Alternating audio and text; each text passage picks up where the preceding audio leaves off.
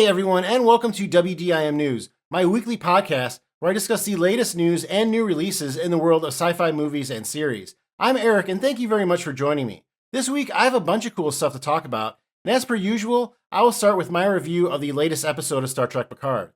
Then I want to share a very interesting story that came out last week about how another character from Voyager could have appeared on Picard that had very strong ties to Seven.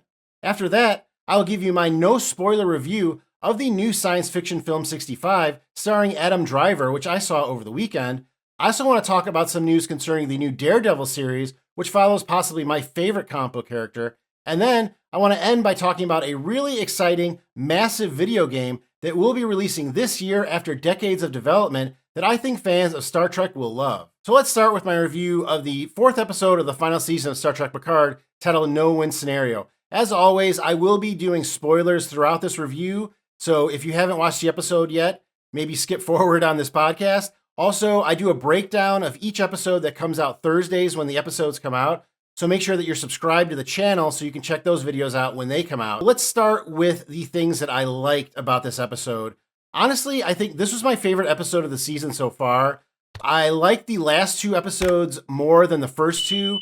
And I think it has a lot to do with Jonathan Frakes. He directed the last two. He's directed 6 episodes so far of Star Trek Picard, and they've been a lot of the best ones. And I think this was probably my favorite one of the season and possibly one of my favorites of the series. It had a lot of, I would say, movie-esque moments, stuff that you would expect from Star Trek movies. It had a lot of character development, but yeah, I think Jonathan Frakes, in front of the camera and behind the camera, he's just killing it, especially in these last 2 episodes and where he's doing double duty. I think that as a character, Will Riker has done a lot of character development. I mean, even if you look at the series Picard as a whole, I think that since The Next Generation, Will Riker has had a chance to develop a lot as a character, and I really like where he's gone. It's really believable. It's a really meaningful arc. It tugs at your heartstrings. We've always cared about Riker, but now we care about him in a totally different way, which is fantastic to do with, bringing back a legacy character. That's probably one of the best compliments you can get, when you're bringing back a character, that you've changed them somehow, but it still feels organic and it still feels like the character that we love. It's just, this evolved version of him because he's gone through this horrible experience of losing his son. And this development of Thaddeus Riker dying obviously plays a lot into this season's plot of Picard reconnecting with his son Jack. So I really think that, just like I said, but in front of the camera and behind the camera, Jonathan Frakes is just killing it. There's been a lot of talk about giving Terry Matalas more Star Trek, and I'm not against that, but I think more people should be talking about Jonathan Frakes and maybe just giving him a show. I think that maybe possibly people selfishly don't want to see Riker go away. Maybe if Jonathan Frakes is given his own show, then Riker, can't be in it because, he'll be working so hard behind the scenes. But, Seth MacFarlane did the Orville, and Jonathan Frakes worked with Seth MacFarlane on the Orville. So I think that, I think there's a lot of opportunity there, and I hope that we get more of him in the future. And I think I'm not the only one that has said this. So just a great job by Jonathan Frakes, and I definitely want to see more of him. I also liked the larger threat with Vadic that was revealed. Now it seems that she is a changeling, and I believe that her crew are changelings as well. I put out a video. I thought perhaps they could be Alachi. There was a mention of the Alachi, and something that was released by Dave Blass, who is the production designer on Picard. So I thought that tied to those aliens, but looks like I was wrong. I'll admit it when I'm wrong about something. I still think it's a fun video. Theory videos can still be fun even when they're wrong, but I was wrong. It's not the Alachi. It looks like the whole crew are changelings. Part of me wonders if there's maybe 2 factions of changelings out there, because if the changeling on the Titan tried to kill Jack and Vadic is a changeling and she's trying to retrieve him at all costs, I mean, when she talks to whoever the big bad is, who I'm holding out for Future Guy. Remember Future Guy from Enterprise? They never resolved that plot line. So how awesome would it be if the main bad guy of Picard is Future Guy from Enterprise? And this is the future, so now he could just be like Guy. It's just present Guy instead of Future Guy. I would love that. It kind of, when Vadic talked to whoever that entity is, I'm sure it's probably not future guy, but it felt a lot like if you watch Star Trek Enterprise, there was a plot line, I think through the first just 3 seasons. I'm not sure if they touched on it in the fourth season. It's been a while since I watched Enterprise, but there was a plot line, a reoccurring plot line where there was this masked figure that you couldn't really see that was in league with one of the main alien races and one of the main bad guys. And we never got to find out who that was. I think the creators of the series said that they had all kinds of crazy ideas. Like at one point, it was going to be a version of Captain Kirk, you know. So there were a lot of cool ways they could have gone with that. But even if it's not future guy, I think that it's cool that we kind of have this larger threat now with Vadic. Vadic, looked to be this like larger than life villain, and then all of a sudden she's brought down by whoever. You know, she's obviously very scared of whoever she's speaking to on the other side. So I believe that if they are all changelings, that is some connection to a Great Link. There can be more than one Great Link. I did a video about the changelings that if you want to check out their history and some of their biology and their culture, I really recommend it. I'll link it in this video too if you want to check it out after you watch this. But yeah, I thought that was cool. Now we know that it's all changelings and they're the big bads this season. They were obviously the big bads of the Dominion War, and the female changeling was apprehended, but who knows? There could have been other changelings in the link that felt just as harshly as the female changeling did and split off. There's also the character Laz from the DS9 episode Chimera, who could have created his own link. And now that's the villains we're seeing this season, which would be cool. That would be another tie back to DS9. So that would be cool. So we'll see. But I do like that. I like that it's, the end of episode 4. We're about halfway through the 10 episode season and we're still building. We're still building towards a greater threat. So I like that. I like that. In some of the past seasons of Discovery, we find out what the bad thing is. And it's just that thing throughout the whole season, and it kind of gets old after a while, even though they pick up this clue and this clue here and this clue here. It doesn't build. It kind of, I don't know, it seems to get old, and some of the building seems more like filler, and I definitely don't feel any filler so far in the first 4 episodes of Picard. Everything seems to be where it should be, and if anything, we're getting too busy, not that we're getting filler.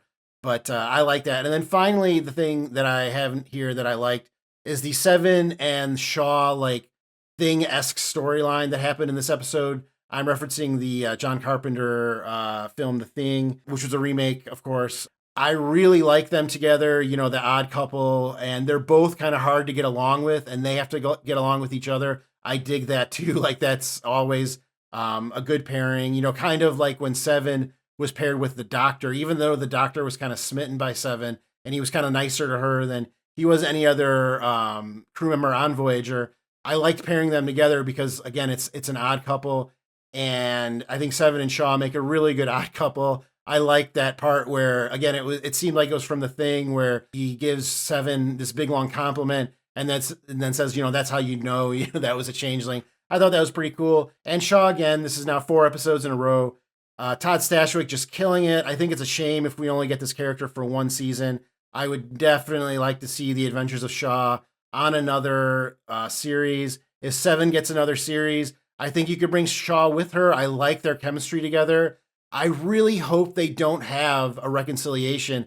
We saw in this episode that Shaw has some very strong feelings about the Borg. I mean, they seem to be directed at Picard, or Locutus of Borg, as Shaw refers to him as, but obviously Borg by proxy, he's not a big fan of. I'm kind of selfish here, and I don't want to see character development from Shaw. The character development this season has been pretty good so far. A couple of, and I've talked about before, and I'll talk about again. A couple of characters kind of missed the mark for me, but Shaw in particular is a character that I don't want to see any development with. I like this character. We've only had him for a few episodes. If we only get him for 1 season, and I like his relationship with Seven the way it is. Seven is a growing character. We've seen that. She's still growing. Shaw doesn't have to be. Shaw can be stuck in that place and he can be that character. And that doesn't make him less of a character. Sometimes a character doesn't need to grow to be great. And now they made him from Chicago, which I found out Todd Stashwick is also from Chicago, the actor who plays him. And I am from Chicago. So just another reason for me to love this character. So again, it'll be a shame if we only see him this season.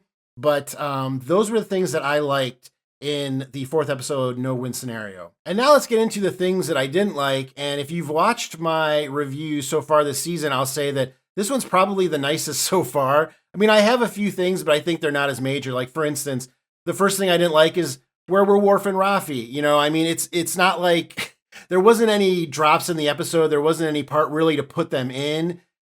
I just miss them because I find their story so compelling so far this season. So I'd say, F it, make this episode, an hour, 25 minutes just to just to include Worf and Rafi. Of course, they're not going to do that, but that's just me. I kind of miss them. I like them a lot so far this season. And for me, it was notably absent by the time we got to the end of the episode. I was like, wait a minute, but we got to check on them. Maybe in this next episode or the following episodes, we'll see more of Worf and Rafi kind of balance out that they weren't a part of this episode. But, again, it's kind of tongue in cheek. This didn't like because I get why they didn't put him in. They would have had to make the episode an hour and 25 minutes to include something with another storyline. So I get it. But, it's still, I miss them. Another thing I didn't really like about the plot was the Beverly Crusher contractions thing and how she figured out the timing. She never really went into it. She was just like, we're in a womb. We don't really understand, what her thinking was as far as how she got to that place, because it's something they've never seen before. So it is, they did reference Farpoint, but they were not involved in the reproductive cycle of those beings, So they, to make that assumption so quickly, I don't know, it kind of fell flat for me a little bit. When she was, timing, I was just like, okay, this is obviously going somewhere. And she does give us the exposition, but like, how did she come to that, conclusion? And it's very convenient for the plot that, she has that because they need to time the power surge. So again, it seems like I'm ragging on Beverly Crusher a lot this season. This has nothing to do with Gates McFadden. I think she's killing it. I love seeing her again. I love her chemistry with Jack and her chemistry with Picard. It just seems like she's not being written very well so far this season. And that's a shame because there's a lot of good stuff going on this season. And her and Jack kind of are, kind of the worst part of it for me so far. Speaking of Jack, him and Picard going to a bar during a catastrophe. Again, it's very convenient for the plot, but it doesn't make a lot of sense. If you're a fan of The Office, there was an episode where they believe that the branch was being bought by someone, and they were just waiting by the phone to hear if they still had their job. So everyone was really on edge. And Michael Scott, the leader of the branch, played by Steve Carell, started playing this really ridiculous board game that had all the characters playing different characters, and they were all really involved in it. Some of the workers in the office just couldn't get over it and, wanted to find out what was going on with the branch and blah, blah, blah, blah, blah. But anyway, in the end of the episode, they find out that it makes sense to have one leader who wants to play with the kids and one leader who wants to concentrate on the problem. Because if you're on a life raft and the life raft is sinking and, two parents with kids, one parent may want to play with the kids and just keep their minds off what is going on, and the other parent will work on the problem. So I guess you could make that argument, but that's really me trying to make this work. As soon as they go to the bar during that, red alert, I'm just like, what is going on? There have been other instances in Star Trek where they show that like parts of the ship are on separate power cells. So that's not the thing that I have the most problem with. I know I've seen a lot of reviews where it's like, why would there be a separate power cell just for the holodeck? There have been instances where that happened, and then you could argue that since Voyager and, the mobile emitter and holodeck technology has progressed so much, and we use holodecks so much, that they would, make a special power cell for the holodeck. I kind of get that. But going to a bar during a catastrophe like this just seemed like a convenient plot device for me. And then speaking of bars, there's just this one scene. I don't know if I'm wrong here. I could be wrong. But when Picard is telling the cadets the story about Darmok, I've watched the scene half a dozen times. He says Talarians. The captions do say Tamarians. I know that in my breakdown, I brought this up and people, tried to correct me in the comments and said, no, the captions say Tamarians. I hear Talarians. I mean, you can go back and listen to the episode and tell me if you hear Tamarians or Talarians. But the Tamarians were the aliens that were involved in the episode Darmok. And the Talarians were involved in another episode. I cannot think of the name right now, but they are an alien race that the Next Generation crew encountered, but they did not speak in metaphor. So it wouldn't make sense for Picard to say, I met the Talarians and they speak in metaphor. So just let me know. I mean, let me know if you've seen the episode and you think it says Talarians or Tamarians. Again, I know the captions say Tamarians, so don't at me with that. But it does bring up an interesting point, because if Picard did say Talarians and we know that changelings are part of this season, that could be a clue that that is not Picard in that scene. Now, I am not saying that Picard has been a changeling this whole time. I'm just saying that perhaps in that scene, that's a changeling as Picard and not Picard himself. There are a few other clues that I notice upon a rewatch. He doesn't want to tell any stories at first, but then he does. But he kind of gives like the Wikipedia version of each story. Like, he doesn't answer any specific questions from the cadets. I mean, the cadets ask him about a specific story, but they ask him, like, when he talks about the Hero Gen, they ask him, how did they get to the Alpha Quadrant? Did Admiral Janeway help you? And he doesn't answer any of those questions. So, and that version of Picard was the one that blew Jack off. So it would be an interesting plot device later if we find out that that Picard was a changeling and Picard never really did blow off Jack. That was just a changeling not wanting to get into a part of Picard's history that wasn't made public, that he didn't have a Wikipedia page. So I think that that's kind of interesting, but I don't know. The consensus seems to be that he said Tamarian and that is not, what's going on. But let me know if you watch the episode and if you hear Talarian or Tamarian. And then the final thing that I wasn't really head over heels for is the reveal of why Jack didn't want a relationship with Picard, that he just yelled something out to Picard and then Picard yelled something back and he, tailed out of there. I appreciate the effort. They didn't just leave that out there, because after they met in the third episode, that was my biggest problem. So at least they were cognizant of that and added a part into the next episode, which tried to explain it. I just don't know if it held water for me. I don't know if it was enough. I think that if Jack really wanted to talk to Picard, he would have done it a different way. I think that's really not a great way, to meet your father, to just yell something at him at a bar. And then just based on his response to a group of people, you F off. I don't think that if that is the truth, I don't think it doesn't help Jack's character at all. I think that it makes him very immature. And I know that he's young, but you're also showing him consoling victims during a catastrophe, during that attack. So you got to pick and choose with this character. Which is he? Is he the character we saw in episode 3 who's worldly, and, or I should say otherworldly, and, can console a victim of an attack and, can punch out people with one hit and has all these devices to break out of brigs? Or is he this immature character that will have this extreme reaction after his father says something to a group of people in a bar? It doesn't really, like I said, it kind of falls flat for me.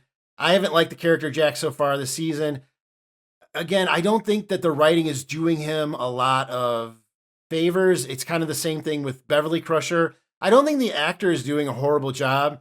Sometimes I don't really care for him. I don't buy him knocking people out. I've already talked about that. I kind of buy him more as a wily guy. If I had to pick right now the worst part of this season of Picard, Jack Crusher for me is the worst part. Maybe that will change, or he's obviously going to be a main character going forward. So maybe that will change, but so far I'm not a huge fan of Jack Crusher. So to grade this episode on an A to S scale, I would probably give it an A to an A minus. Again, my favorite episode of the season so far. It kind of felt like a bottle episode, even if it wasn't a bottle episode. We've got this contiguous story going on, but I like this episode. So let me know in the comments, what did you think of this episode and what do you think of the season so far? So next, I want to talk about this story that I found on trekmovie.com, which is a fantastic website. I check it all the time, about Robert Beltran. He turned down a part on the second season of Star Trek Picard. From his quote, he doesn't really go into specifics, but here's his quote on what could have been with his character on Picard. He states this: "I was offered an episode, first 2, then 1, in Picard, but I simply did not like what they had written for Chakotay, so I turned them down. I won't go into detail, but I have no animosity toward the Picard producers at all. Star Trek Prodigy offers a Chakotay that I am enthusiastic about. So, in case you're not aware, Chakotay has appeared in the second part of the first season of Prodigy and will appear in season 2. But Terry Matalas, through TrekMovie.com, went into more details about what his part was going to be in the second season. Of course, Terry Matalas I don't think he was the showrunner in season 2, but he was like the partial showrunner at least. And this is what he said about Robert Beltran's involvement in that season. We didn't go too far with it. The first draft of the script had Chakotay as the Confederation's first magistrate and husband to President Hansen, which Matalas thought was a cool idea based on the character's history from Star Trek Voyager. Terry confirms that just as in the final version, this alternate magistrate was the main villain of the episode, which apparently didn't sit well with the actor. After Beltran said no, the part was rewritten, with the magistrate role going to Jean-Jean Briones, father of Picard Season 1 and Season 2 star Issa Briones. The magistrate character also appeared in the third episode, Assimilation, where he was killed off. So this is really interesting. I mean, of course, if you are a fan of Chakotay, you can see him on Prodigy, so it's not like we lost the character altogether. So when it comes to Chakotay, it's a case for me where the actor and what he has said in public kind of affects what I view the character as. And I know that a lot of people say that you shouldn't be affected by stuff like that, but I am just the man that I am. When I find out something about an actor that I don't particularly like or care for, it does kind of affect how I see them on screen. And Robert Beltran has said some things, and some things have come out about him that I don't agree with. I don't need to go into specifics, but as for a broad view of what his views are, I would say he's a very right-wing type of person in his personal life. And those values don't really coincide with my own. And, to be honest, many fans of Star Trek. And in the years since Voyager, I know that he has taken flack from fans and other cast members about, different stances that he has taken. So that being said, and knowing that about him, I think I kind of understand why he turned this role down. For one, he probably didn't like Chakotay kind of taking orders from President Hansen. In Voyager, the two had a relationship. And in my opinion, that was one of the worst parts of Voyager. I never bought those two characters together, even before, I had any opinion on the actor Robert Beltran. I remember I did not like Seven and him getting together. I felt like it was one of those situations where a story just puts two attractive people together. It's like, she's attractive, he's attractive, they're both attractive, so they'll probably end up together. Like, it doesn't really forward, the characters at all. It makes more sense for them to be with other types of characters than ones that you just expect them to end up with. So I was never a big fan of the Seven and Chakotay storyline, even though it was brief, which also I didn't like, to just kind of toss that in there at the end. It really was kind of odd to me. I really would have rather seen Janeway and Chakotay. I liked that kind of chemistry a lot more, and I would have liked to have seen them two end up together. But, I don't write on Voyager, obviously. I don't think that Robert Beltran would have liked the character Chakotay being emasculated as being, the first magistrate and husband to the president, Hansen, who, of course, is Seven. So I think that probably had something to do with that. I don't think that he would have gotten behind that. And I also think that, his reputation as a right-wing actor, the Confederation in season 2 of Picard could be seen as an amalgamation of a lot of right-wing, views. So he might have kind of been cognizant of that, the actor Robert Beltran, and thought like, maybe I don't want to be so on the nose here. Maybe I don't want my character to become right-wing because, a lot of Star Trek fans see that the actor is now right-wing. So maybe, it's too close to how Trek fans see Robert Beltran, and then making him that character and then killing him off, I think maybe was a bridge too far for Robert Beltran. But, I don't know the man. I could be wrong. But that's just my 2 cents about why, we didn't get him in that season. It would have been nice. It made sense, too, if you remember in that episode That was when they were calling off, like General Cisco was like on the front lines. They were calling out a lot of names that were familiar to Star Trek fans. So having Chakotay show up in that episode would have made a lot of sense. But we didn't see it. I'm not really affected by it. But let me know. Would you have rather seen Robert Beltran return as Chakotay in season 2 of Picard? Do you not care? And do you have feelings about him that affect how you now like view the character when you watch Voyager? So now let's talk about my review of the film 65. Again, this will be no spoilers. I know that a lot of reviewers have kind of bashed this movie, which I don't get. I don't know what they were expecting. I always feel like when a reviewer gives a bad review, it's because the film missed their expectations. And I don't know if those expectations, are felt by everyone. Because in my view, this was a good film for what it was. I would say I liked it overall. All 3 acts kept me engaged. It's very similar if you've ever seen like a one-man play, because it's a very small cast. I think there's only 4 actors total that even appear on screen. It's Adam Driver, it's his daughter, his daughter's mother, and then someone else who survives this crash. So, you only have really 1 actor, but 4 total actors in the movie. So total. So it's kind of cool, that he can carry that. The film itself is set on Earth during the prehistoric era. That's not a spoiler. I believe that originally the film was trying to keep that under wraps, but it was delayed a lot. It was one of the films that was delayed by COVID. I think originally the film was supposed to be released in 2022, about a year before it actually was released. So they were going to, I think, try and hide it from the public that they were on Earth. But in the film, they do reveal that the characters are on Earth within like the first 10 minutes of the movie. And I thought that the way they made Earth look was really cool. It made it look like a really cool alien sci-fi planet. And that's really what Earth looked like during the prehistoric era. There's these like geysers that shoot up and the Earth is still, coming together and stuff like that. And of course, there's dinosaurs everywhere. Take Earth out of it and just put something on a planet with all this stuff that happens in this movie. It's a really cool like design of a sci-fi planet. And to think that Earth used to be in that state millions and millions of years ago, it's really, it was a really cool concept, and I really dug that. I also really dug the call outs to Jurassic Park. There's a scene with some raptors, and you can see like the clicking of the, that big freaking claw that's in a bunch of the movies. And I thought that was definitely a call out to Jurassic Park. There's also a scene where one of the characters has a flashlight and they flash it. I don't think it's against a window, but it's raining, so it looks kind of like a window, and you could see a dinosaur's face, like the eye, just like in Jurassic Park. So I thought that those were really fun and cool, and I picked up on them. And I thought there were some good jump scares. They definitely made the Earth look very scary. There's a lot of ways that the planet tries to kill these characters.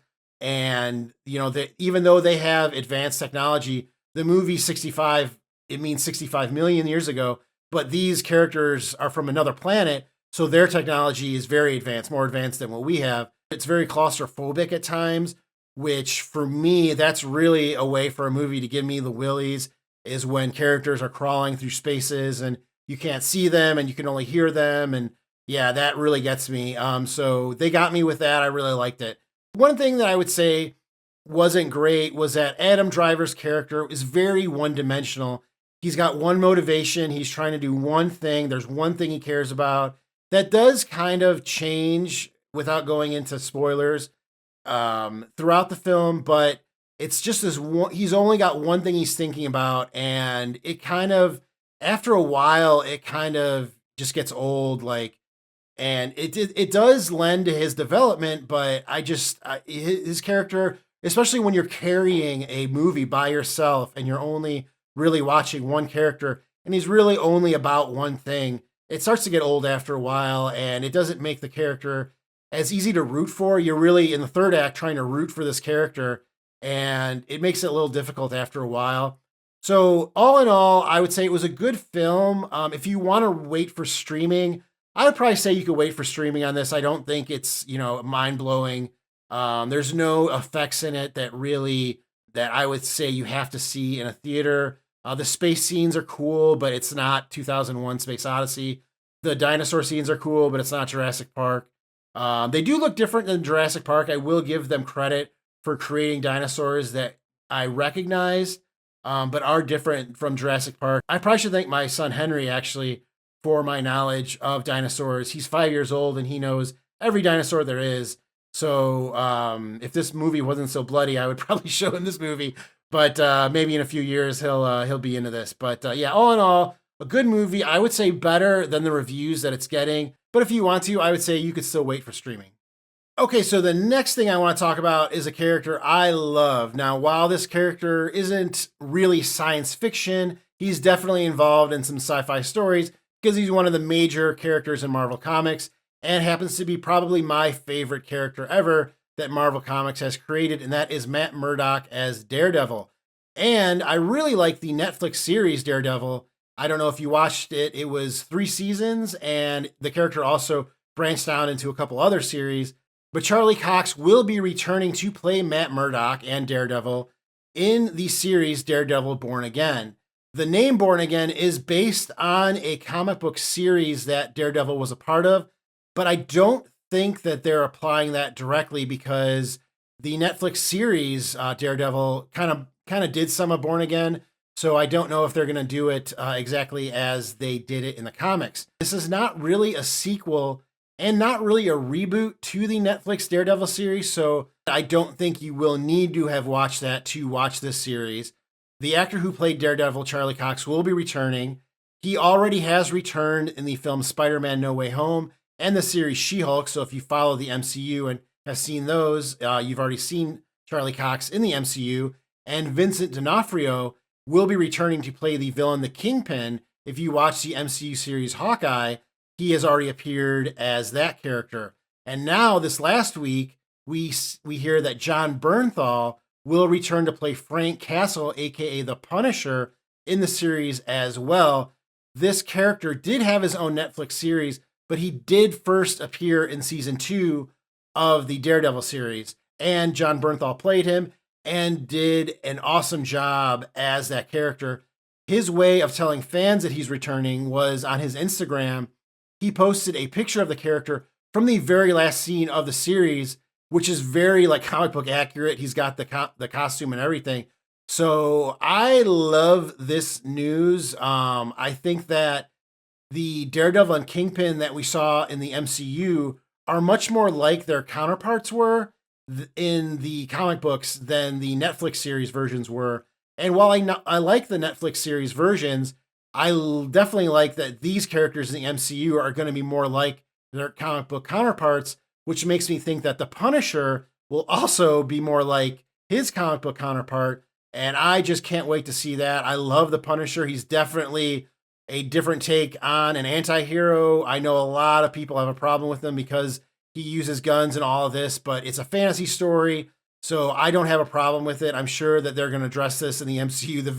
The MCU is very socially conscious, so I'm sure that they will address this in the series. But with this news, we also now know that other characters from the Daredevil series on Netflix will be recast. Specifically, Vanessa Fisk, the Kingpin's wife, has been recast.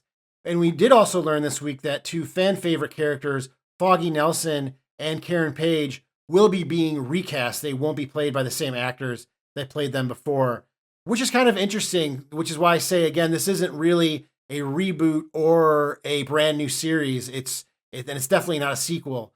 So it's kind of interesting what they're doing here. They've done this with some other stuff before. Another actor that has been cast in this series that I think is really interesting is Michael Gandolfini, who is the son of James Gandolfini. And you may have seen Michael Gandolfini in the film The Many Saints of Newark, which was a prequel to the Sopranos series, where he starred as a young Tony Soprano.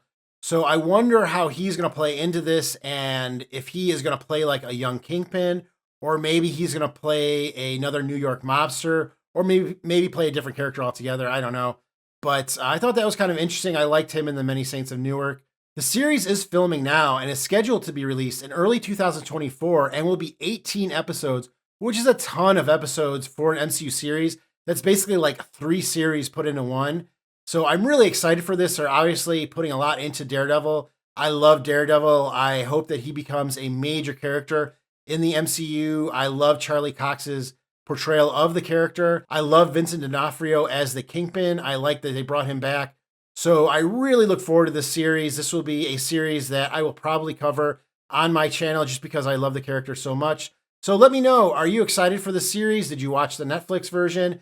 And are you a fan of the comic book character? Let me know. Again, I love this. I love this character. So I would love to talk Daredevil with you in the comments below. And then finally, I want to talk about a video game that I'm really excited for called Starfield. I've been a gamer since I've been very young. I think by age 10, I was already playing a Nintendo, and I can't think of a time of my life when I wasn't at least playing one video game.